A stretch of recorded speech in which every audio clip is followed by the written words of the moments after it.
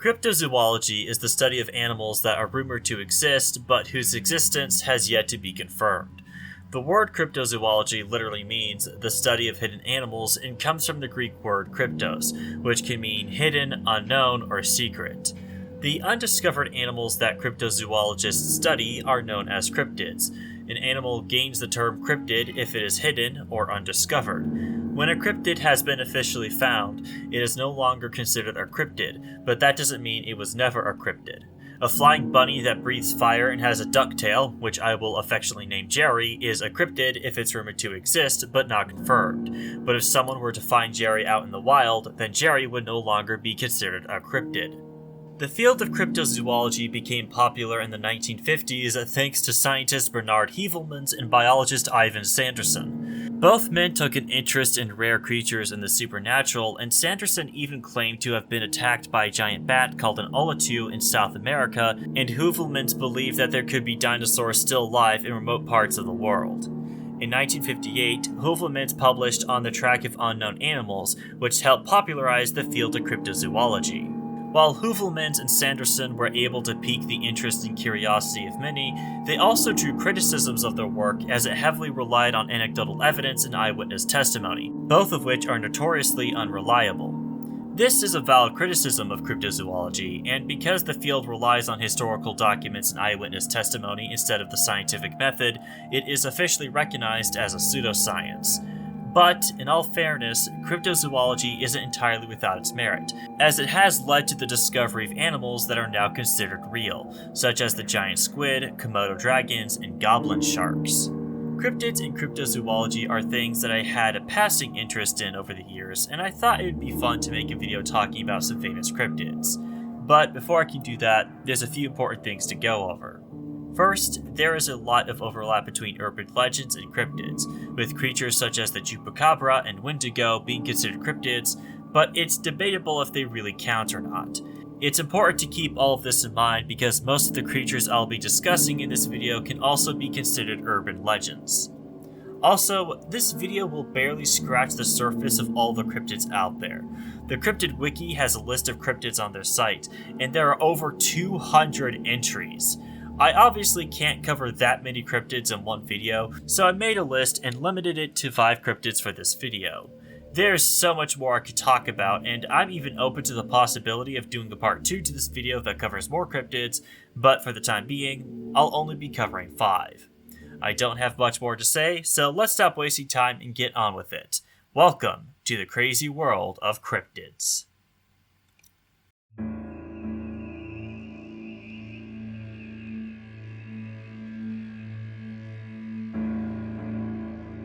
In 2007, a Fresno local known only as Jose was having trouble with his dog constantly barking at something at night and decided to install a camera to figure out what his dog was barking at. After installing the camera, Jose was woken up at night by his dog barking once again and went to investigate the footage, and what he saw shocked him. He saw a video of 2 strange creatures that looked like living pants walking across his front lawn. Jose woke up his brother to share the footage with him, and they called the police hoping to get an explanation for them, but they could offer none. Jose then shared his footage with paranormal investigator Victor Camacho, but he couldn't make heads or tails of the footage either. Eventually, the media got a hold of the footage, and the creatures became a cultural phenomenon in Fresno and were dubbed the Fresno Nightcrawlers. But this would not be the last time the Nightcrawlers were caught on film. In March 2011, officials at Yosemite National Park were having issues with trespassers damaging property, so decided to install security cameras to catch the perpetrators. What they got instead was footage of the same strange creatures. With the popularity of the Fresno Nightcrawlers came many theories and explanations on what they might be. Some people have, of course, claimed that the Nightcrawlers are aliens, with proponents of this theory arguing that the Nightcrawlers are too small and move too awkwardly to be human. Some people claim that Nightcrawlers could be creatures from Native American folklore, with it being said that the creatures lived on Earth long before humans, and that their long legs are to help them traverse swamps. Supposedly, these creatures exist to help humans reconnect with nature. However, this claim has been debunked, as no native tribe has claimed a connection to the creature. Many have been quick to assume that the footage is faked, but this has yet to be definitively proven. In 2012, a television show called Fact or Faked investigated the Fresno Nightcrawlers. The crew attempted to recreate the footage using known hoaxing techniques, but all of their attempts failed. The crew concluded that the footage was authentic and even claimed it would be difficult, if not impossible, to fake. However, this may not be entirely the case. The same year Fact or Fake investigated the Nightcrawlers, YouTuber Captain Disillusion made his own video on the Nightcrawlers footage. In his video, Captain Disillusion points out how low quality the footage is due to a few layers of generational loss, with the implication that the low quality footage is easier to fake. Captain Disillusion also points out how in the original video, just as the Nightcrawler is about to leave the frame, it moves, quote, uncharacteristically fast, unquote, and even says it looks animated. Captain Disillusion even demonstrates a possible method by which the footage could have been faked, where he walks outside with a watermelon in his hands and removes the top half of his body to recreate the Nightcrawler effect. But, with that being said, Captain Disillusion has made it clear in his video that he is not claiming this method of recreating the footage is exactly how it was done, only that it was a possible method. Captain Disillusion also concedes that the video footage is too low quality to know definitively what is being depicted in the video, but doubts the conclusion that it's a genuine creature of some kind. Whether or not Jose's original footage is authentic or not has been called into question. Some have cast doubt on Jose, while others have vouched for him and claimed he was being authentic. When it comes to explanations of what the Nightcrawlers could have been, the Cryptid Wiki makes a few suggestions. An undiscovered species of some kind, deer walking on their hind legs, pants and or puppets on a wire, birds, someone wearing pants and stilts, or a balloon tied to a cloth with remote-controlled toy cars as feet. The last suggestion is so oddly specific that I can't help but find it funny. So, is the footage of the Fresno Nightcrawlers authentic, or is it a hoax? While I'm skeptical of the authenticity of the footage, I hesitate to definitively say for sure that the footage is faked. If Jose's original footage was staged, then Jose would have to be the perpetrator because someone else messing with him doesn't really make all that much sense when you think about it. That would require that they know for a fact that Jose was installing a new camera, which is knowledge that would not be available to anyone who wasn't friends or family to Jose. As far as I'm aware, there's no real indication that any of Jose's friends were involved, and I don't think anyone in Jose's family would be involved, as they seem just as shocked by the footage as Jose was. The only other option then is that two people in Fresno just randomly decide to dress up and just happened by coincidence to get captured by Jose's camera, and while that option isn't impossible, it's also too coincidental. Jose faking the footage seems to be the only explanation available if we are to accept that the footage is faked, and while this is the only reasonable explanation as far as I'm concerned, there's also good reason to doubt it. Victor Camacho, the paranormal investigator who Jose shared his footage with, vouched for Jose and insisted that the footage was not faked, and even described how frightened Jose was about the whole experience and how hesitant Jose initially was to talk about the ordeal. If Jose did fake the footage for attention, then his genuine fear and hesitation doesn't make much sense. As for the Yosemite Park footage, I haven't seen that much discussion about its authenticity, but I will say that I find it odd how the story goes that they would have to install security cameras, because wouldn't they already have security cameras? I don't know, it's possible that maybe national parks work differently with that kind of thing, but until such time that a good explanation is offered to me, I'm suspicious about this element of the story. As for the Nightcrawlers themselves, I find it unlikely that a creature like this could actually exist. I'm not a biologist by any means, but how and why would a creature like this evolve? What's the evolutionary advantage of being a creature that's literally just a head on two legs? How would that work? But even in the off chance that there is a legitimate evolutionary basis for the Nightcrawlers, how the hell does a creature this weird looking evade detection? How have there only been 2 recordings of the Nightcrawlers in over 10 years? How have there not been any close encounters with these guys? These would be the least forgettable creatures on the planet, yet we barely have any evidence of their existence. Seems a little fishy, don't you think?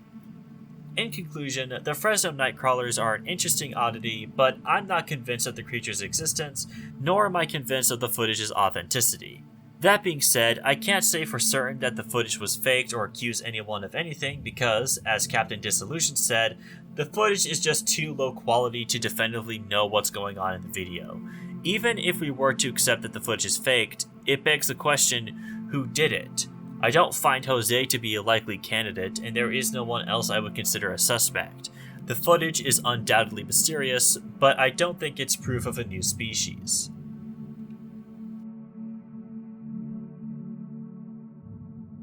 On September 12, 1952, two brothers, Ed and Freddie May, were playing football with their friend Tommy Heyer when they saw a bright light streak across the sky and crash on a nearby hill. The boys made their way over to the hill, and on their way, Ed and Freddie stopped by their house where they told their mother, Kathleen May, about what happened. Kathleen then called a local teenage boy named Eugene Lemon, who was a member of the National Guard, and they joined the boys on their investigation and even brought along their family dog. The group went to the dark hill with Lemon leading the way. When they arrived, they saw two bright eyes in a tree. Lemon pointed a flashlight up only to illuminate the face of an inhuman monster. The head was shaped like a spade. It had clawed hands, glowing red eyes, and was levitating off the ground. The creature hissed at the group and glided towards them, prompting the group to flee in terror. Kathleen and Lemon called the police to inform them of the encounter. The police investigated the area, but found no sign of the creature. The story was picked up not just by local news, but by national news as well. The story spread like wildfire, and the creatures would be known as the Flatwoods Monster. Opinions on the validity of the story varied in the local community. A. Lee Stewart, a local newspaper publisher, is quoted as saying, "Those were the most scared people I've ever seen. People don't make up that kind of story that quickly." Stewart even went as far as to visit the site himself with a shotgun. Not everyone was convinced. As local high schooler John Gibson has said, "I don't believe in the Easter Bunny, I don't believe in Santa, and I really don't believe in the Flatwoods Monster, but I do want to boost our community." Regardless of the feelings of the locals, the Flatwoods Monster became something of a cultural phenomenon in the town, a sentiment that rings true to this very day. There's a museum dedicated to the monster, highway signs name Flatwoods as the home of the Flatwoods Monster, there's an ice cream and sandwich shop themed around the monster, there's straight up a local burger called the Flatwoods Monster Burger with double burgers and double cheese, and the Flatwoods Volunteer Fire Department sells t-shirts adorning the Flatwoods Monster taking a joyride on a fire truck. This article even features memes about the monster. This one's my favorite. Regardless of the monster's popularity in the local community, we do need to ask, did the Flatwoods Monster actually exist? There are many who are adamant that the group had a genuine encounter with an alien visitor of some kind. Ed and Freddie are still alive and stand by their story, and many people believe them, but more reasonable explanations have been offered. The US Air Force actually did investigate the encounter and came to the conclusion that the light the boys saw in the sky was likely a meteor, and the creature they saw was most likely an owl. And I know that the owl explanation might sound absurd to some people, but stick with me. I'll go into more detail on it later. It's important to remember that the encounter took place in 1952, and the reason why this is important is because of the political climate at the time. Tensions between the United States and the Soviet Union were high due to the Cold War, and aliens and flying saucer stories were popular at the time. As the History.com article on the Flatwoods Monster so perfectly put it, quote, "Spook stories sprout best when the seed lands in a bed fertile with anxiety, and this was 1952 Cold War America, a hothouse of anger, disillusionment, and anxieties, made to order for conspiracy theorists, political demagogues, and tellers of suspenseful tales." It's also worth noting that there are inconsistencies in the story. The height of the Flatwoods Monster has changed constantly, from 7 feet to 10 feet to 13 feet. One article I read claimed that the creature hissed at the group before gliding towards them, while another article claimed that the creature was silent as it glided towards them. The list of who was involved in the encounter also seems inconsistent, as one article I read gave a list of names of those involved, but Ed and Freddie May are notably absent. These inconsistencies might make some curious for a consistent, logical explanation for what the Flatwoods Monster is, and for that I'd recommend checking out Trey the Explainer's videos on the subject. Trey's first video is something of a mini-documentary on the Flatwoods Monster, as he does expand on some of the issues with the Flatwoods Monster story that I've already pointed out. For instance, Trey points out various contradictions in the stories told by the eyewitnesses, such as how one of the group members, Neil, reported seeing a ball of fire that no one else in the group reported seeing. Trey also points out how the eyewitnesses have different accounts of what the monster's lower body looked like, with Kathleen May claiming it had clawed hands, but no one else in the group described arms on the creature. Some of the members of the group said the bottom half of the creature was black, while Kathleen said it was green and wearing a skirt, but no one else described this. Trey's videos aren't just excellent at pointing out the inconsistencies in the eyewitness testimonies, but also excellent at providing a rational explanation for what the Flatwoods Monster actually is. Trey backs up the idea that the light the boys saw in the sky was a meteor, and he also goes into a bit of detail on the owl theory. Trey believes the group saw a barn owl, as the owl would look similar to the monster under the right conditions. For instance, the glowing eyes the group saw could have been a result of eye shine. Barn owls are also common in the area and are commonly found in the woods, which is where the group encountered the monster. The monster's claws, described by Kathleen, could have been the owl's talons, and the monster hissing and hovering at their group could easily be explained by the owl protecting its young and flying at the group. Trey's follow-up video even shows how some owls will put their lower body up as an intimidation technique, which could explain the spade-shaped head the monster had. Many who are still convinced that the Flatwoods Monster was real may be asking, but how could someone mistake a simple owl for an alien monster? But the explanation for this is actually quite simple. Like I said before, alien stories were popular at the time, and Trey explains in his first video that Ed and Freddy were fans of comic books and science fiction films, which would have had an influence on the boys. Trey claims that the boys had the idea of encountering aliens planted in their minds, and this bias was reinforced by the encounter. In conclusion, the Flatwoods Monster was nothing more than a misidentified owl, created by a group of individuals that were influenced by the political climate and pop culture of the time. The story of the Flatwoods Monster serves as an excellent example of how flawed eyewitness testimony is. Not only are the reports of what happened and what the monster looked like inconsistent, but the testimony is unreliable as they were formed in less than ideal circumstances. It was dark out, and the group only had a brief look at the creature because Lemon dropped his flashlight after seeing it. That being said, I do think it is kind of cool how the Flatwoods Monster became something of an icon in the local community. I do like the artistic interpretations of what the monster looked like based off the description. It does look like something that would appear in a cheesy 50s sci-fi movie, so there's that at least.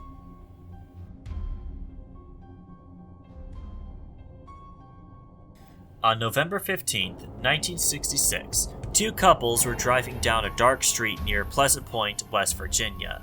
Their road trip took a turn when out of nowhere, a strange creature standing 7 feet tall flew down to the car. The driver sped away in an attempt to escape the creature, but it managed to chase after the car even when it was driving at 100 miles per hour. The couples returned to town where they reported their encounter to the sheriff. Locals in town then went to the site of the encounter hoping to hunt down the creature, but they found nothing when they arrived. The local news got a hold of the story and published an article with the headline, "Couple Sees Man-Sized Bird, Creature, Something. The Legend of the Mothman Was Born." There have been a number of increased sightings afterwards, but on December 15, 1967, the Silver Bridge in Pleasant Point collapsed. 46 would die in the incident, and the tragedy was tied back to the Mothman, with it being claimed that the Mothman was either trying to warn of the bridge collapse or was involved in it in some way. The Mothman story would go on to be sensationalized in the media, with Mothman's presence being blamed on strange occurrences of technology in the area malfunctioning and UFO sightings, with even some reports of men in black visiting the town. Mothman sightings would continue in the following years, with some reports of the Mothman appearing in Russia before the 1999 apartment bombings, and with some sightings as recent as 2017, with some people claiming to see the Mothman in Chicago. There are many theories and explanations for what the Mothman is, with some claiming it's an alien creature from another dimension, but more believable explanations have been provided. The Mothman is actually similar to the Flatwoods Monster, not only because they originate from the same state, but the explanation of what they are and the circumstances that led to their misidentification are practically identical. That's right, it's another instance of a misidentified barn owl. Skeptic Joe Nickel investigated the Mothman story and came to the conclusion that the Mothman was nothing more than an owl. Barn owls are considered creepy, they're known to roost in old abandoned buildings, and the couples did drive past an abandoned World War II munitions plant when they encountered the Mothman. Mothman was described as having no neck, which fits perfectly for barn owls, which also have no neck, and the glowing red eyes can be explained with the eyeshine of the owl. That being said, Nickel has conceded that the barn owl's eyeshine isn't strong enough to account of the reports of the Mothman's glowing eyes. Luckily, there is a more likely candidate with barred owls. Not only are barred owls' eyeshines better, they also prefer to live in old trees and open forests. They are common in the southeast, and it has been confirmed that there is a, quote, healthy population, unquote, of barred owls that live in the area of the initial Mothman sighting. This does beg the question, how does a small owl get mistaken for a 7-foot monster? Well, Nickel conducted an experiment for the TV show Monster Quest, where he drove a few volunteers down a dark street that was lined with plywood cutouts of the Mothman. The volunteers were asked to guess the height of the cutouts, but none of them could accurately guess their size. Nickel explained that it can be difficult to accurately guess an object's height and distance at night. Also, frightened people tend to focus on the thing that frightened them, which can lead to people exaggerating the size in their mind. As for the infamous bridge collapse that's often associated with the Mothman, there is no evidence that a supernatural entity was involved with the collapse, because of course there wouldn't be. The collapse was caused by an eye-bar fracture in one of the suspension chains, said fracture being the result of years of corrosion. The locals blaming the bridge collapse on Mothman is probably due to the fact that the bridge collapsed the year after Mothman was initially spotted. The tragedy did result in 46 deaths, and the locals needed something to focus their grief and anger on, and it's easier to blame Mothman if you don't know anything about engineering and/or bridge construction. The Mothman is a story created by similar circumstances that led to the creation of the Flatwoods Monster. Young people, influenced by the politics and pop culture of the time, misidentifying an owl due to a combination of poor viewing conditions and fear messing with their senses. The Mothman story is another great example of the unreliability of eyewitness testimony and how people's emotions can lead to them mistaking something as common as an owl as a 7-foot monster.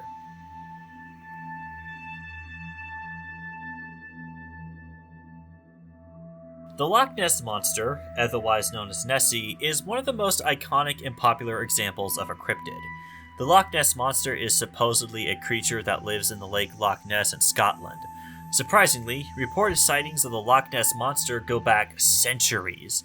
The oldest known written record of the Loch Ness Monster comes from 565 AD, specifically from a biography for a priest named Saint Columba. The story goes that Columba was on his way to visit a king when he stopped by Loch Ness and noticed a monster attacking a swimmer.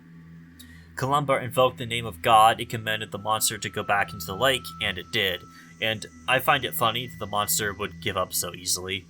Sightings of the creature would pop up every now and then over the centuries, but it wasn't until the 20th century when the story of Nessie really took off. In 1933, a couple was driving down a road by Loch Ness when they witnessed a creature of some kind walk across the road in front of their car and made its way to the water. The story made its way to a Scottish newspaper and the story of Nessie spread. It went so far that in December of that same year, the Daily Mail hired a hunter named Marmaduke Wetherell to hunt down the creature. Wetherell made his way to Loch Ness and found mysterious footprints that he believed belonged to the creature. Wetherell made plaster casts of the footprints and sent them to a natural history museum for analysis. But the museum ended up raining on Wetherell's parade when they proved that the mysterious footprints Wetherell found actually belonged to a hippopotamus. And not even a living hippopotamus. Someone took a stuffed hippo foot, put it on the bottom of an umbrella stand or an ashtray, and used it to fake the footprints. While we know for certain that the footprints were faked, it's not clear whether Wetherell was the perpetrator of the hoax or one of its victims, but I'll be providing my own take on that later on. The footprint hoax had the effect of discrediting the story of the Loch Ness Monster in the scientific community, and for years, scientists did not seriously consider investigating the Loch Ness Monster. This wouldn't change until the 1950s, when a local doctor named Constance White began collecting eyewitness accounts of the creature and published them in a book called More Than a Legend in 1957.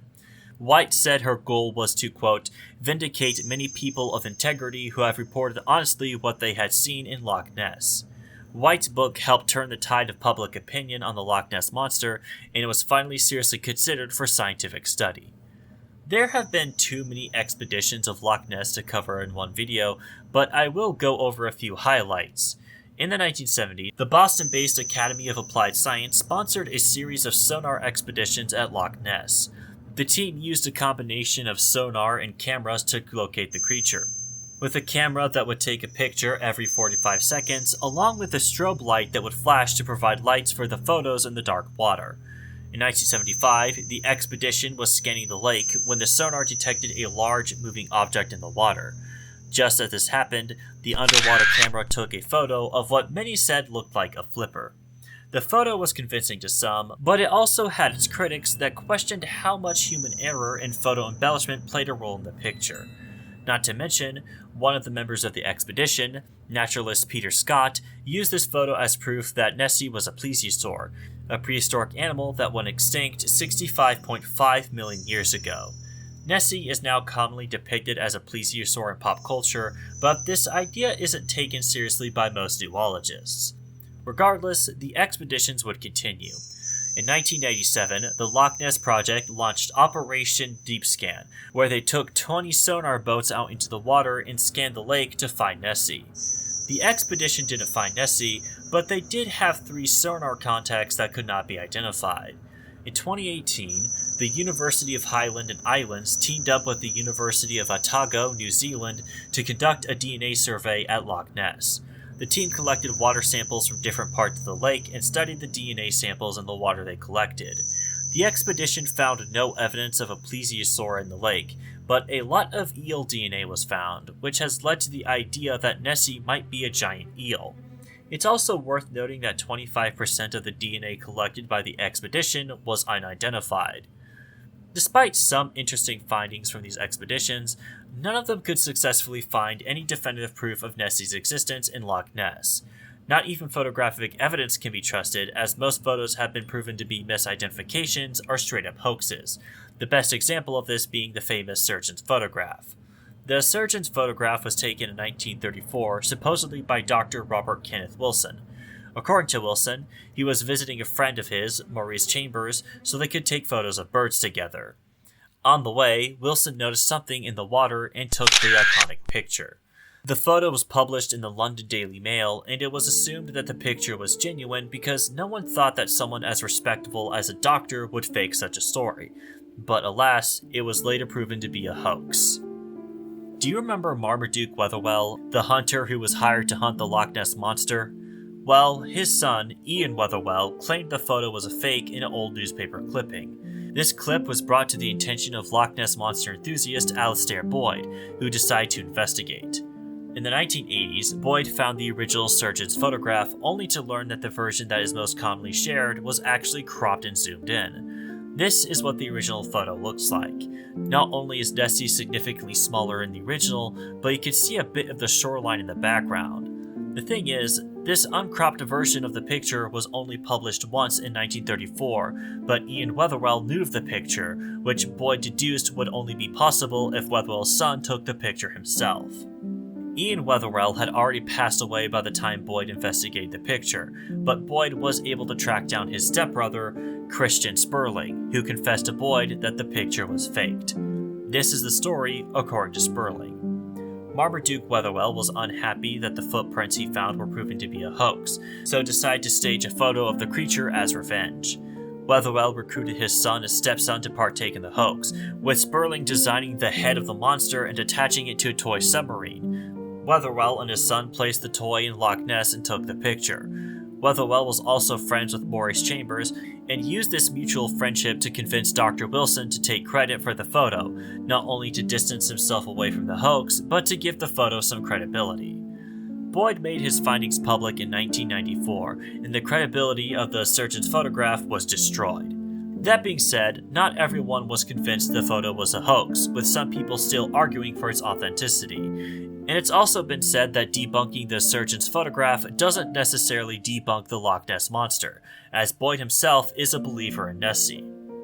Remember earlier when I said that it was unclear if Marmaduke Wetherell faked the footprints or not? Well, personally, I feel that it's more likely than not that Marmaduke was responsible for the hoax. This is just my opinion, and there's a chance that I'm wrong and someone else is responsible for the prints, but at least hear me out.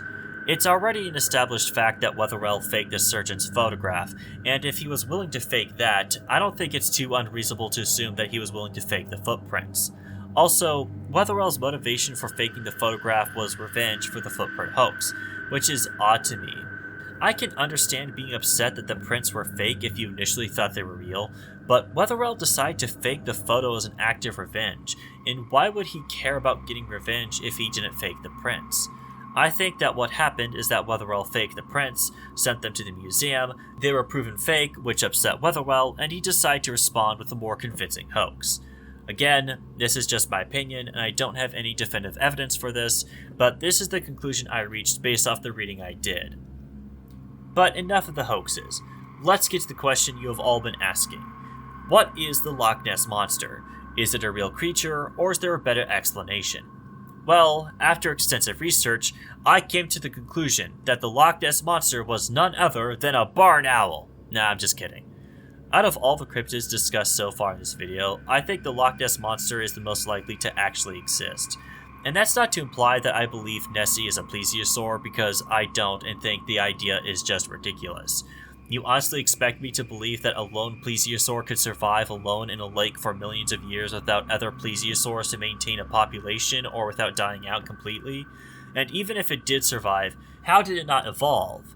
I think it's more likely that the Loch Ness Monster is a big fish or eel of some kind that has been misidentified. One of the many expeditions at Loch Ness came to find that the unique weather conditions at the lake made it prone to mirages, which can create the illusion of something appearing larger than it actually is, leading to misidentification. I'm even willing to grant the possibility that Nessie could be an unidentified species of some kind that lives in the lake. Let's not forget that 25% of the DNA samples from the 2018 expedition were unidentified. Finding a definitive answer to whatever Nessie is isn't as easy as one might think. Eyewitness accounts of what the creature looks like vary from person to person, and Loch Ness is a dark lake, which makes visibility below the lake surface difficult. Whatever Nessie is, whether she's a fish or eel or even if she's real at all, I don't think she's a dinosaur.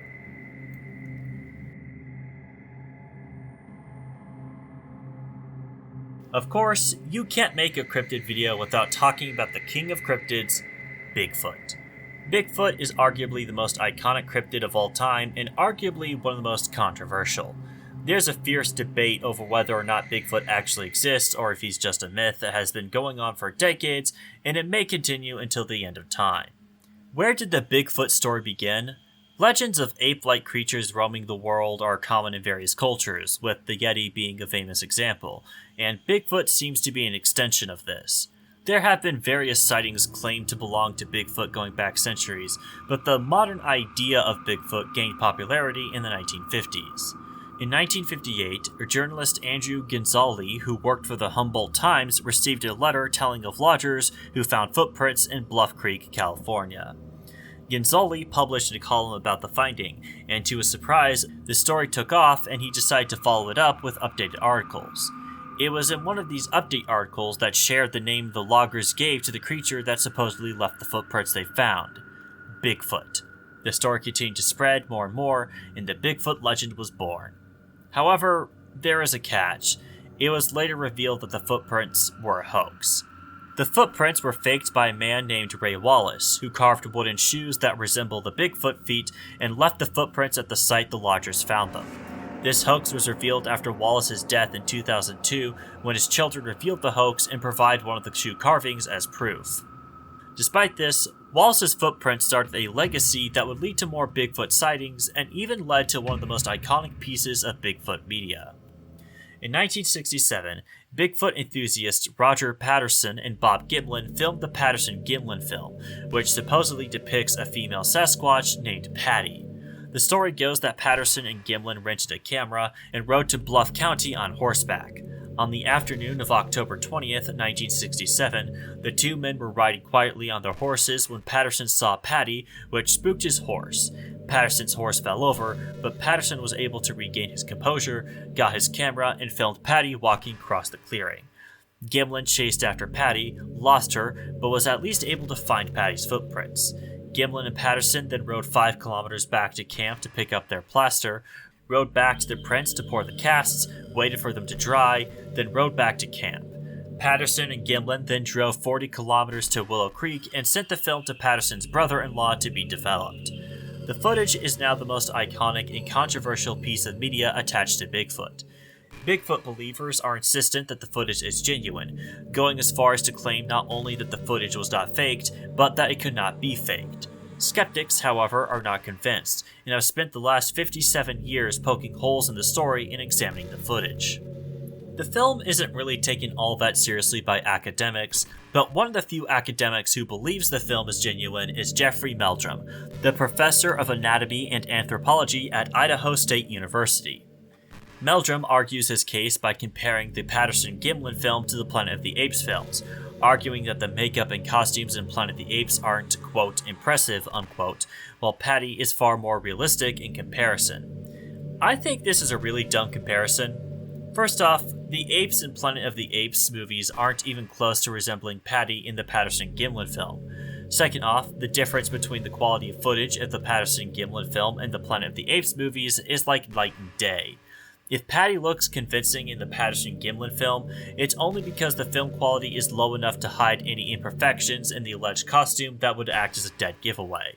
The Planet of the Apes movies, on the other hand, were shot with high-quality cameras by professionals, which results in a much cleaner image quality that makes the imperfections of the costumes and makeup much more obvious. And this would become even more so if we consider any possible HD remasters of the movie over the years. The fact that Meldrum thinks this is a good comparison is baffling to me. Meldrum also argues that the movement of Patty's anatomy in the film is far too realistic for a costume. And while I'm not convinced this is true, I'm also willing to accept that I have no expertise in this field, which means, unfortunately, I can't offer a rebuttal to this claim. Bigfoot believers have asked, if the footage is fake, then why has no one been able to replicate it with equipment available in 1967? Skeptic Benjamin Radford pushed back against this, pointing out the failure of believers to point out any examples of someone attempting to recreate the footage. Radford argues that it's not that no one can replicate the footage, it's that not many people have the time or money to do so. Radford continues to argue that Bigfoot believers have their logic backwards. The question isn't why has no one replicated the footage if it's fake, but why has no one replicated the footage if it's real? Why has there never been Bigfoot footage similar to the Patterson-Gimlin film in the 57 years since it was released? Radford argues that the fact that better footage has yet to be captured despite the amount of time to do so, and how good and readily available modern cameras are, is suspicious. To quote Radford directly, "If Bigfoot, Nessie, and the Chupacabra exist, logically the photographic evidence for them should improve significantly over the years. Yet it hasn't." So, is the Patterson-Gimlin film an authentic recording of the legendary Bigfoot, or was it all one big elaborate hoax? Personally, I am highly skeptical of the footage's authenticity. I concur with Radford. Bigfoot believers are making the claim that the footage is authentic and hasn't been replicated, so the burden of proof is on them. Yet, Bigfoot believers have failed to meet their burden of proof. Not only that, but I hardly see why it matters if people can successfully replicate the footage. A hoax doesn't become any less of a hoax just because people can't successfully replicate it. Should people be asked to replicate the surgeon's photograph to prove it's fake?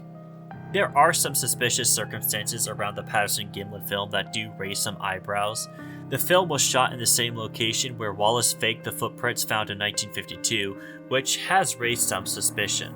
Also, for reasons unknown, the original film no longer exists.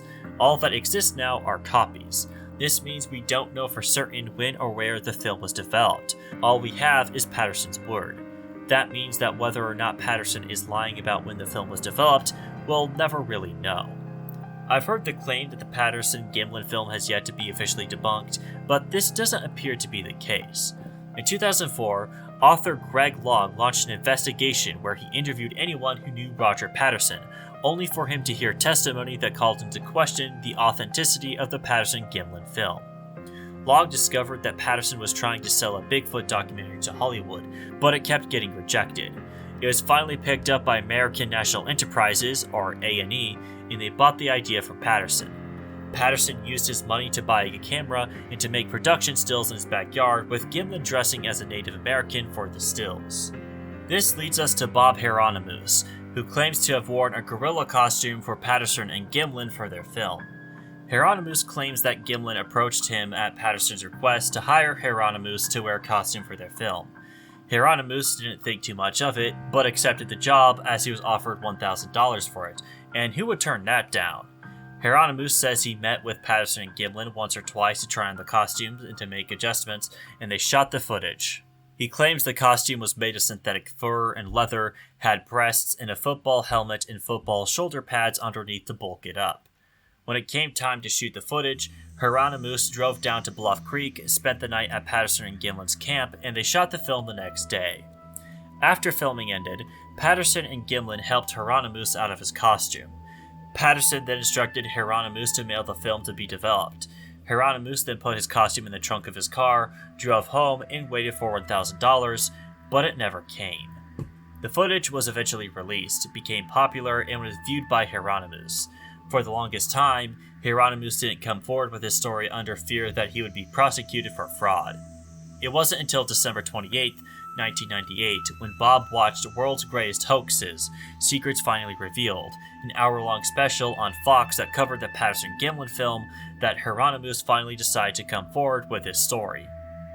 Bigfoot believers haven't taken kindly to Hieronymus' story, with them claiming he made it up for money and attention, but this claim loses credibility when you consider Hieronymus never made a penny from his claims, and his story is corroborated by his family as well as people Hieronymus has never even met.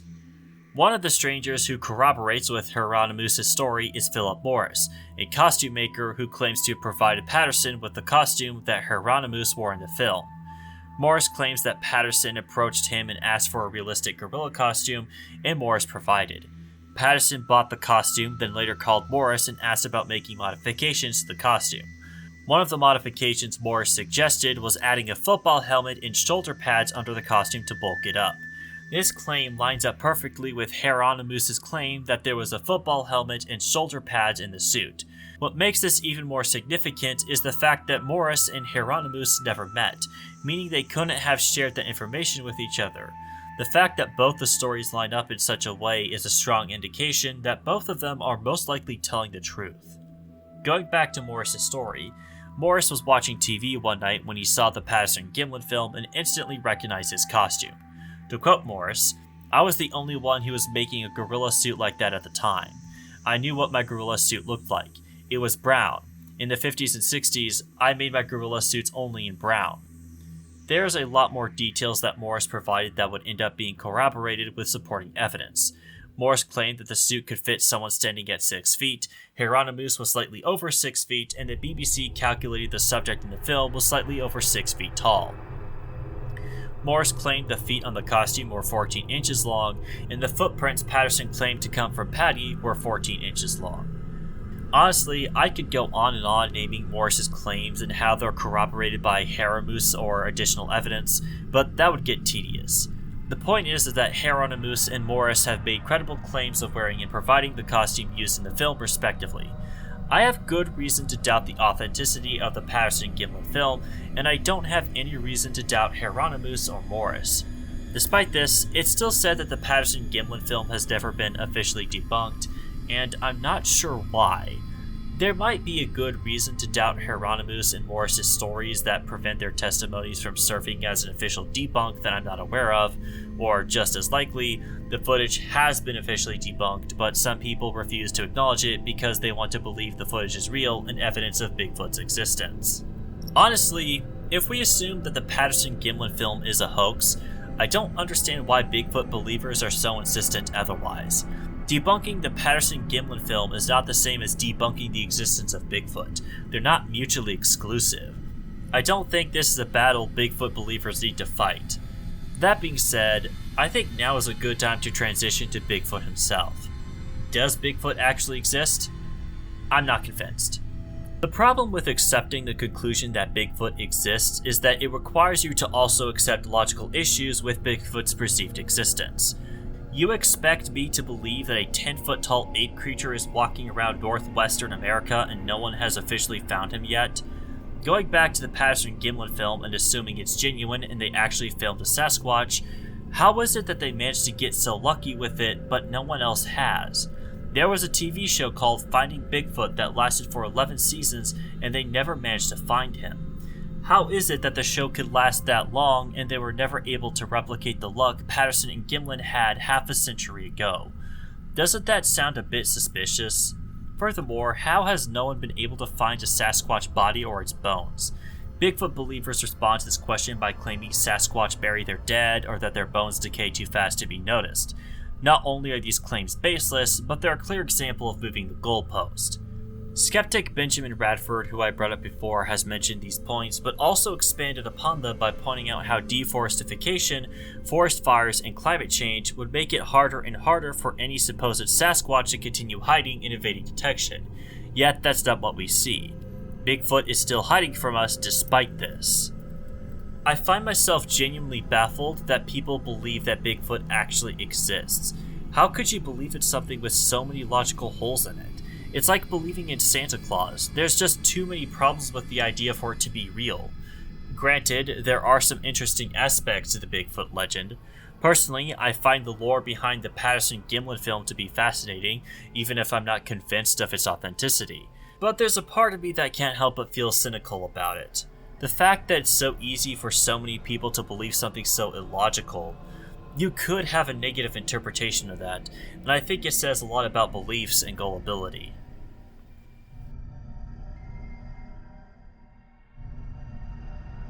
Cryptozoology is interesting to me, but in the same way that urban legends are interesting to me. We all know the Bloody Mary story isn't real, for instance, but it makes for a fun story at least. I'm not convinced that any of the cryptids I talked about in this video are real, but it was still interesting to learn about them and see the impact they had on people, whether it's something local like the Fresno Nightcrawlers or a pop culture icon like Bigfoot. When it comes to the authenticity of the existence of the creatures in this video, it's been very mixed. I'm pretty confident that the Flatwoods Monster and Mothman never existed. They were nothing more than misidentified owls, fueled by the cultural and political influences of the time, poor viewing conditions, and the fear present in the eyewitnesses. I'm not convinced that Bigfoot exists because there's no way such a creature could evade being officially found for so long, and I think trying to find or prove Bigfoot's existence is a fool's errand. I'm not convinced the Fresno Nightcrawlers are real, and the footage is most likely faked, but I can't say that with absolute confidence because I don't know how the footage could have been staged or who could have been responsible for it. I'm not entirely convinced the Loch Ness Monster exists, but I'm also willing to concede that Ness's existence is the most likely out of all the cryptids discussed in this video. It's not too hard to believe that a misidentified or unidentified creature is lurking in the lake somewhere and is yet to be found because of how dark the lake water is. I think this just goes to show how much of a mixed bag the concept of cryptozoology truly is. Sometimes, cryptozoology does uncover the existence of a hidden animal like the giant squid. Some of the cryptids out there are fairly reasonable, and it's not too difficult to believe they could exist somewhere if yet to be found, but there are also cryptids whose existence is unlikely to the point of absurdity. Let's remember that cryptozoology is officially classified as a pseudoscience, and for good reason. Instead of using the scientific method, cryptozoology relies on anecdotal evidence and eyewitness testimony, which is known to be unreliable and can lead to misidentifications, such as with the Flatwoods Monster or the Mothman. But that's just what I think. People who watch this video are bound to have different perspectives on these creatures, which does lead me to ask, what do you think? Do you think the Fresno Nightcrawler, Flatwoods Monster, Mothman, Loch Ness Monster, and Bigfoot actually exists? Are they nothing more than urban legends?